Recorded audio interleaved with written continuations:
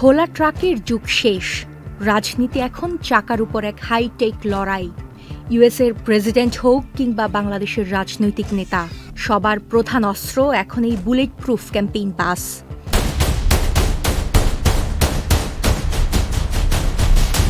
কি আছে এই বাসের ভেতর? কেন একে বলা হয় বিশ্বের সবচেয়ে নিরাপদ মুভিং অফিস? আজকের ভিডিওতে আমরা উন্মোচন করছি আধুনিক প্রচারণার আসল খেলা। ক্যাম্পেইন বাস কেবল একটি যান নয়, এটি ক্ষমতার একটি চলমান দুর্গ, একটি অদৃশ্য command centre. Donald Trump, Erdogan কিংবা অ্যাঞ্জেলা মার্কেল, বিশ্বের ক্ষমতাধর নেতারা যখন রাজপথে নামেন, তখন তাদের সবচেয়ে বড় কৌশলগত অস্ত্র হয় এই ক্যাম্পেইন বাস।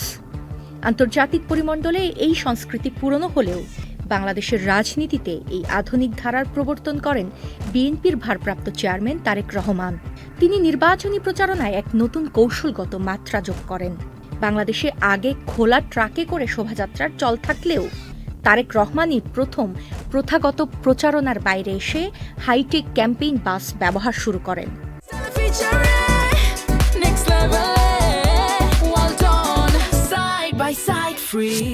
দীর্ঘ ১৭ বছর পর তার নির্বাচনী প্রচারণায় এটি ছিল দেশের রাজনীতিতে এক আধুনিক সংযোজন।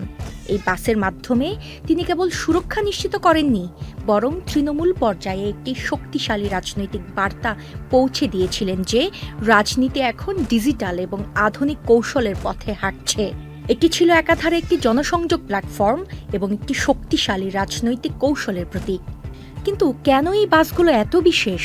এর কারণ এর ভেতরে লুকিয়ে থাকা প্রযুক্তি। এই বাসগুলো সাধারণত পুরোপুরি বুলেট প্রুফ হয়।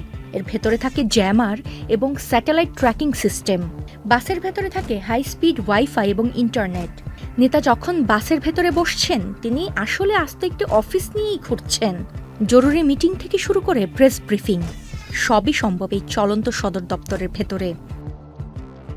ইউএসএ, ইউকে কিংবা জার্মানির নির্বাচনে এই বাসগুলো হলো এক একটি চলন্ত মঞ্চ। একবার চিন্তা করুন তো, হাজার হাজার মানুষের ভিড়ে নেতা নিরাপদ দূরত্বে থেকে সরাসরি সংযোগ স্থাপন করছেন।